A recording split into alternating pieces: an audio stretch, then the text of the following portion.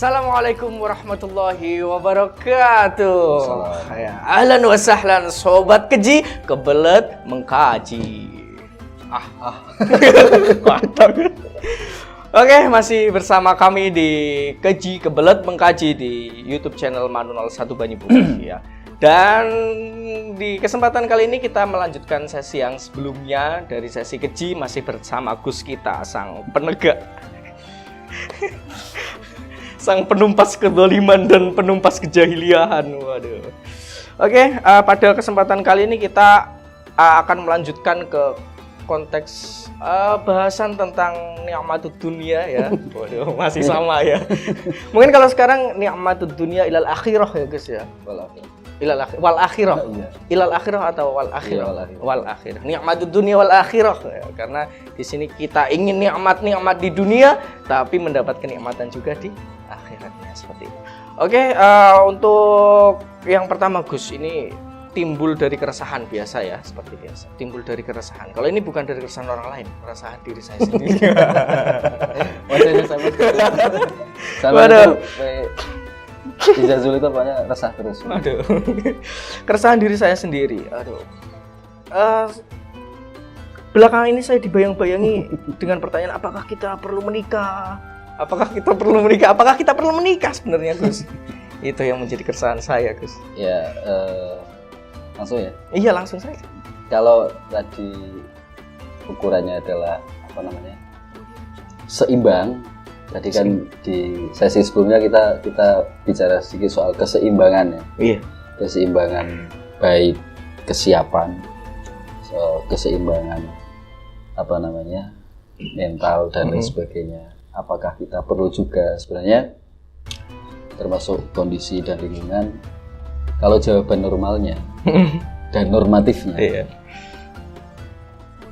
menikah sangat diperlukan. Sangat diperlukan. Sebenarnya itu juga dibahas di dalam redaksi fikih. Kita fikih begitu. Misalnya salah satu tujuan menikah adalah mu'annasah. Jadi al-mu'annasah. Al-mu'annasah itu kalau dicari artinya di dalam kamus ya seperti apa? Mencoba membangun keramahan atau interaksi baru. Kalau tadi kan kalau kita menikah berarti kita mencari masalah baru. Sebenarnya ada yang lebih supaya tidak gagal paham ya ini. Iya. Ada yang lebih besar daripada masalah itu, yaitu kalau dalam Quran mungkin bahasanya adalah mawaddah warahmah sakinah. Iya, mawaddah warahmah sakinah. Bukan sakinah dulu, sakinah mawaddah warahmah. Mawaddah warahmah dulu baru sakinah. Mawaddah warahmah sakinah. Nah, mu'annasah itu kalau saya pribadi menyempitkan atau meringkas bahasanya begitu. Tujuan daripada pernikahan adalah satu, tentu hifdzun nasl. Nah, ini yang paling penting. Hifdzun nasl itu biasanya ini dijadikan term yang penting di dalam Islam. Bisa dijelaskan hifdzun nasl itu secara terjemahannya bagaimana itu? Hifdzun nasl itu ya gambarannya kita menjaga keturunan dan nasab kita. Jadi orang itu kan perlu berevolusi. Tapi apa orang bisa memilih nasab, Gus? Memilih nasabnya? Memilih sih tidak. Tapi diberi kesempatan untuk memperbaiki. Gitu. Berarti harus mencari pasangan yang. Jadi sebenarnya naluri setiap manusia itu punya dorongan untuk memperbaiki diri sendiri, termasuk memperbaiki nasab. Nah, hifdzun nasl ini kalau orang dulu memetakan pernikahan itu, bahkan di fikih dibahas itu dia tidak mencari calon atau pasangan yang jauh-jauh amat dari lingkungan keluarga. Misalkan saudaranya yang bukan mahram gitu ya. Kalau yang mahram kan tidak boleh. Nanti ada pembahasan mahram sendiri. Tapi mahram beda loh dengan muhrim. Dengan muhrim beda. Tolong yang menyaksikan video ini jangan salah sangka. Kita ini muhrim nggak Gus kalau kita? Gini, jangan salah sangka soal kata mim haram. Mahram, Ya, muhrim, bisa mahram, bisa muhrim. muhrim. Jadi kebanyakan kalau orang tidak paham kan, setelah wudhu kemudian senggolan, kemudian dia bilang, wah ini saya batal karena kita bukan muhrim. Itu sebenarnya salah. Jadi kalau mau benar ya, muhrim adalah orang yang melaksanakan ihram haji atau umrah. Itu muhrim. Ya muhrimu. Ya roma yuhrimu ihraman fahuwa muhrim. Tapi kalau mahram adalah orang yang tidak boleh dinikah. Dan kalau kita wudhu kemudian senggol kulit ya, tanpa penghalang, maka wudhu kita tidak batal. Itu yang mahram. Kalau yang muhrim tadi yang ihram. Lah yang boleh dinikah itu ya? Yang ghairu muhrim. Oh, ghairu Tapi muhrim. dalam bahasa fikih bukan ghairu muhrim, ajnabiyun. Gitu. Ajnabiyah kalau untuk perempuan, ajnabiyun untuk laki. Berarti selama ini banyak salah persepsi memang ya Gus ya? Ya makanya kan kita mencoba memperbaiki kata demi kata supaya tidak salah pengucapan. Karena bahaya kan. Ya mungkin maksudnya itu sama Gus. Salah mengucapkan kata saja bahaya, apalagi salah memilih kata. Waduh. Makanya jangan sampai salah. Iya. Oke, tadi soal himdun nasl ya. Kalau orang dulu kan polanya adalah dari kerabat yang dekat itu dijadikan sebagai istri atau suami. Yang ajnabiyun atau ajnabiyah itu memang dari segi agama diutamakan gitu ya. Fikih menganjurkan demikian. Jadi tidak salah kalau misalkan sampean menikah dengan misalkan sepupu ya, keponakan, atau anaknya sampean menikah dengan anaknya adiknya sampean. Itu tidak apa-apa. Ya tujuannya mungkin supaya persambungannya tidak melebar gitu. Apalagi kalau sampean punya saham besar. Kalau ada loh kasusnya di barat itu ada, kalau tidak salah ada orang yang punya saham begitu besar, saya tidak sebut namanya. Ya, saking besarnya itu dia punya pikiran jangan sampai anak saya dan keluarga saya menikah dengan orang lain sehingga seluruh harta kekayaan saya jatuh ke tangan itu kan luar biasa. Kayak kejahatan jadinya menikah itu ya. Kalau seandainya Islam memperbolehkan saya menikah dengan anak saya, kalau seandainya kalau seandainya, maka kalau mau pakai bahasa yang formal, yang kaya ya kaya, yang miskin ya miskin. Itu namanya konsep pernikahan kapitalisme. Wah, kira-kira begitu. Nah itu yang pertama himdun nasl. Terus yang kedua, yang paling inti sebenarnya, yang paling luas ya, silaturahim. Karena gini, kalau kita bicara ke ini, kalau kita mau betul-betul mendalami atau serius dengan pernikahan, tentu kita akan diberi oleh Allah saudara-saudara. Contoh yang tadinya misalkan ajnabiyun atau ajnabiyah ghairu mahram tadi, kemudian dia menjadi karena ada ikatan pernikahan maka jadi mahram. Ya, jadi mahram itu sudah termasuk silaturahim. Contohnya ibu mertua, ya, morospo. Bukan morodaya. Kalau morodaya kan berarti sampean ngeluh. Ganti soko kan gitu. Oke. Moro sepuh atau mertua. Ya termasuk nanti dari keluarga morotuo ya. Iya. Morotuo kan nanti kan ada misal Pak D-nya, Pak L-nya. Iya. Ya, selain ikatan hukum baru, tentu yang paling penting adalah silaturahim. Jadi kalau Rasulullah kan mengatakan karena habba yusatulah rizki wa yusalam biasari wal yasillah. Amin. Siapa ingin dijembarkan, bukan kuburnya, dijembarkan rezeki dan dipanjangkan, diberkahkan umur hidupnya, maka pintar-pintarlah silaturahim, terutama kepada saudara-saudara. Saudara-saudara yang diutamakan. Gitu kira-kira ya saya. Di samping tuntutan yang tadi di sesi pertama saya bilang, kalau lungan hari raya itu Iya. teman-teman sama sudah menikah semua terus sama tiba-tiba datang dengan motornya dan ditanya niki pasangannya pundi ya? Waduh. Kan itu Wah, itu beban mental ya. ya wah sangat luar biasa. Itu Maka nanti mengablaskan gini-gini. mental itu Gus. nanti menurut ini pandangan saya dan keluarga saya sebenarnya. Sebenarnya orang harus punya target sebenarnya. Harus punya Punya target. target. Iya.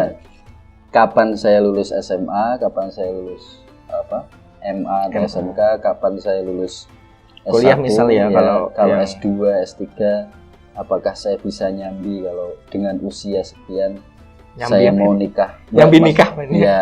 Wih, kuliah nyambi Dengan nikah, saya sudah waduh. punya istri dan anak itu apakah saya bisa nyambi kuliah? Itu harus diperhitungkan sih. Dan itu masuk pertimbangan-pertimbangan yang sangat penting menurut saya. Karena kebanyakan orang gini, wes lah kita nikah, misalkan gitu ya. Terus belajarnya ditinggal. Padahal yang paling penting dari pernikahan ya sebenarnya belajar kan. Itu yang sudah saya lewatkan berarti Gus. Dulu saya kuliah itu pikirnya kuliah sambil kerja lah. Iya. Kok nggak ada pikiran kuliah sambil nikah dulu ya? Karena dulu zaman belum balik. Oh, ya. Sekarang kan sudah balik. Oke. Itu apa namanya? Tuntutan lingkungan Tuntutan, tadi ya. iya. Dan saya rasa banyak lah. Dari perspektif saya sementara itu. Iya. Tapi masing-masing masing-masing dari orang juga menurut saya harus memanage itu tadi usia pernikahan. Kalau tidak salah ya perundang-undangan baru tahun 2019. Sebentar. Browsing. Ya karena saya nggak paham. Perundang-undangan baru tahun ya ini nomor 16 tahun 2019 itu kan ada pembatasan usia antara laki-laki dan perempuan. Ini juga harus diperhatikan. Kalau laki-laki minimal 19 tahun baru boleh. Boleh nikah. Kalau perempuan 16 tahun baru. Itu pun dibatasi. Konsep pernikahannya adalah monogami. Jadi satu saja. Apa itu Gus? Monogami itu ya cukup istri satu, jangan lebih. Nggak boleh poligami berarti. Ya poligami boleh, Aduh. tapi Poligami boleh ya. Ini tapi catatan. gini, maksudnya kalau saman mau poligami apakah nanti tidak menyinggung teman-teman saman yang belum Oh, dapat iya, jodoh? iya. Itu loh masalahnya. Jadi Iya, ini iya, bukan paham. soal hukum sebenarnya, soal rasa. Aduh. Kok rakusmen saman, Hmm. temannya saman belum dapat ya saman sudah nambah satu, nambah Kecil-kecil dua. kok istrinya ada 2. Itu pertimbangan selanjutnya. Jadi harus ada di usia berapa saya harus menikah? 25. Kalau Rasulullah 25 sudah menikah. Meskipun yang saya ya istrinya Khadijah pertama itu kan umurnya 40 tahun. Tapi secara pribadi Rasulullah sudah punya konsep dasar kapan saya belajar, kapan saya bekerja. Dan Rasulullah sudah melakukan pekerjaan itu dengan bahasa desanya angon wedus. Oh iya. Bahkan jadi bukan kuli ya, jadi karyawan. Disuruh dagang ke Syam Iya. dan Syria pada saat itu. Nah, begitu Rasulullah sudah terlatih dengan konsep ekonomi yang sesuai dengan keadaan zaman pada saat itu, ketika umur 25 beliau sudah mati. Itu yang banyak diabaikan oleh orang. Konsep-konsep Iya. itu ya. Banyak diabaikan oleh ya mungkin teman-teman kita yang sudah terlanjur umur ya. Ya mungkin kamu gitu aja. Kalau zaman berapa? Konsep apa? Bukan umurnya berapa? Umur ini 24, hampir menjelang 25. Ya, Waduh. oh ya. Kalau saya gini, kalau saya memang punya target usia 26 27 saya sudah harus menikah. Dulu targetnya jenengan. Ya, karena jangka panjangnya begini, kalau saya sampai telat itu katakan di atas 30. Iya. Ini tidak menuduh siapa-siapa. Iya, ya. tidak menuduh. Tapi ada. Tapi ya banyak. Banyak, oh iya. Banyak. Misalkan di atas 30 misalkan. Kalau katakan kita 35 lah, 35 baru menikah. Terus nanti kalau kita punya anak satu, kita Iya. umur berapa? Iya kalau langsung dikasih anak. Iya. Katakan 5 tahun baru punya anak. Atau 1 tahun punya anak. Berarti 35 lebih lah ya. Iya, anak lulus SD berarti kan sekitar usia 12. Ya kan? 12 berarti 12. nanti sekitar 35 tambah 12 sudah berapa? Iya ya. Dan itu pertimbangan kesehatan juga harus apa namanya di Kesehatan apa itu, guys? ya kesehatan jasmani Fisik, dong. ya, jasmani. Iya dong. Ya, karena butuh kan juga. sekarang banyak penyakit. Oh. Banyak penyakit. Karena nikah itu butuh kesehatan jasmani. Ya jasmani dan rohani. Rohani. Coba bayangkan sampean menikah di usia 40 ketika fisiknya sama sudah keribut. Sudah keribut. Iya. Ya kan? Sedangkan istrinya sampean masih molek-molek Iya. dan kemungkinan dilirik banyak orang. Mungkin tingkat ketegangannya kan sudah berkurang ya, Gus. Ya itu Iya soal kan? kamar lah. Soal kamar. Tapi yang pasti menurut saya usia itu harus benar-benar di manage, di target supaya tidak lewat tadi.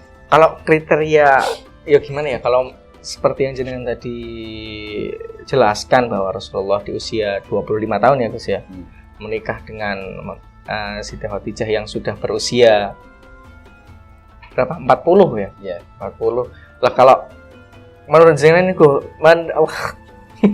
mohon maaf, menurut jenengan ini, Gus ya, untuk memilih kriteria pasangan yang ideal saat misal kita usia 25 tahun, harusnya itu mungkin ya selisih kita atau ya bagaimana lah, paham ya? Iya.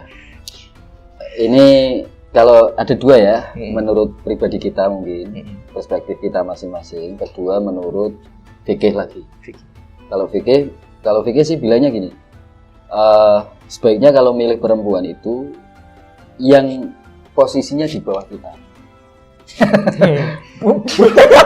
Jangan irus loh ya. Iya. Maksudnya dunar rojul. Jadi yang bagi anta dunal mar'ah dunar rojul bi arba'in. Ada 4 yang harus dipertimbangkan. 1, umurnya. Umur. Ini tidak menyalahkan yang memilih pasangan yang lebih tua. Iya, paham ya. Contoh misalkan sampean usia 25. 25. Sampean cari yang 20 atau jangan 5 tahun. Jangan yang usia 5 tahun. 20, 21 atau ya pokoknya ada kacek lah, ada selisih ya. Ada selisih, ada jangganya. Itu pertama umur. Kemudian yang kedua adalah panjangnya. Bukan. Bahasa Arabnya watul, itu artinya panjang. Maksudnya tingginya. Oh, tinggi. Iya. Itu juga harus sadar fisik. diri, Gus. Fisik kita kan juga jadi apa ya, pertimbangan kita untuk memilih pasangan. Iya, ya kan? makanya. Kan nanti kalau misalnya saya ya, kalau saya mencari pasangan perempuan, iya. kemudian Waduh. lebih tinggi perempuannya, sama 150 perempuannya 100, itu kan kerepotan juga nanti. Kalau sama-sama berdiri kemudian pengen kiri kan, ya maksudnya pengen, pengen nyundul itu mas. Kan Iya. Terus sama dadak nyari jengkol. Tuh, itu tinggi, tapi itu tidak prioritas lah menurut saya. Saya belum tahu Asal tidak sekecil anak TK kan. Terus yang selanjutnya berarti harusnya lebih tinggi atau lebih rendah dari ya, kita? di bawah. Di bawah kita. Di bawah. Atau ya setara lah. Seidealnya pilihannya sama. Gitu. Terus yang ketiga wal mal. Wal mal itu saya pahami sebagai ekonomi. Nah, ini jangan senjang. Senjang itu apa, Gus? Senjang itu timpang. Jadi sampean lebih, mohon maaf, mungkin secara ekonomi lebih rendah daripada sih. Ini bahaya nanti. Karena yang nyetir imamnya itu adalah laki-laki. Jadi perempuan, mohon maaf, secara ekonomi dipandang harus lebih di bawah laki-laki. Mencarinya seperti itu atau gimana? Gimana? Konsep mencari pasangannya seperti itu atau gimana? Ya itu bahan untuk kita cari pasangan. Jadi tidak usah muluk-muluk, wah saya pengen cari anak kiai yang hafal Quran, yang mobilnya banyak dan seterusnya. Sampai ora kuat nyanggane. Abot sanggane berarti ya. Abot sanggane. Jadi mending yang di setara lah. Setara. Terus yang keempat ya terakhir ya. Pangkat, derajat atau nasab. Pangkat. Ini nasab. Ini harus hati-hati. Sampean artinya jangan asal comot. Oke, untuk teman-teman ya. Kalau fenomena sekarang kan mungkin begitu ada perempuan cantik di pinggir jalan, ya kan, dengan pakaian yang modis, stylish dan lain sebagainya, dia langsung suka. Jadi kelemahannya gampang langsung suka. Tidak dicari dulu. Seharusnya kan ditanya dulu, sama namanya siapa, anaknya siapa, cari informasi dengan tetangga-tetangganya, dengan teman-temannya, kaitan dengan keluarganya bagaimana. kemudian akhlaknya Iya. bagaimana dan seterusnya. Bukan asal comot kemudian dibawa pulang dan langsung diangkat Iya. kan. Tapi memang seringnya gitu ya Gus. Karena apa ya? Karena mungkin seorang laki-laki itu tertarik kepada perempuan itu kan kadang dari fisiknya, makanya cewek atau perempuan itu suka bersolek kan, suka maca. Iya. Kan? Nah, terus kadang perempuan itu tertarik sama laki-laki itu kadang dari ucapannya, dari Sebenarnya Itu kalau kan. untuk wal hasad atau derajat terah keturunan atau latar belakang keluarga itu masing-masing perempuan dan laki-laki sebenarnya berhak untuk menimbang. Banyak juga perempuan yang memilih laki-laki dia sembarang. Kelihatannya memang mewah, bawanya ninja, kalau nggak mobil. Tapi ternyata di balik itu mobilnya mobil rental. Kan kacau ini. Iya kacau. Jadi sekali lagi untuk kriteria tadi yang beberapa yang kita sebutkan harus lebih hati-hati. Kira-kira. Iya. Mungkin nanti di next sesi mungkin nanti kita akan bahas tentang misal nanti ada wanita karir atau itu kan juga perlu kita bahas juga kan Gus ya. Dalam konteks keluarga atau dalam kita mencari pasangan kan seperti itu. Ya. Mungkin ya cukup itu dulu ya Gus ya. Ya. Itu dulu. Kami disambung lagi. Iya, Nanti masih banyak kita mau sesi dari momen-momen kita bersama ya. Waduh. Dari pokoknya mau pacaran. dari konten keji kebelet mengkaji ya. Itu akan ya insya Allah akan terus sangat membantu, paling tidak sangat membantu. Paling tidak Ya, sangat dan bermanfaat. membantu. Intinya kan Paling itu. tidak sangat bermanfaat ya guys. Ya. Seperti itu. Mungkin seperti biasa mari kita akhiri bersama dengan bacaan hamdalah. Alhamdulillahirabbil alamin. Amin. Ya mungkin cukup sekian sesi keji kebelet mengkaji pada episode atau sesi kali ini. Nanti kita next session lagi ngobrol bareng Gus lagi ya. Dan mungkin akan kita next lagi dengan materi-materi kita, melanjutkan materi-materi kita atau pembahasan-pembahasan kita seputar agama. Jangan lupa subscribe, like, comment, and share channel YouTube Manu 01 Banyu Putih. Dan tentu saja tetap ikuti konten keji kebelet mengkaji. Saya akhiri. Wassalamualaikum warahmatullahi wabarakatuh. Waalaikumsalam warahmatullahi wabarakatuh.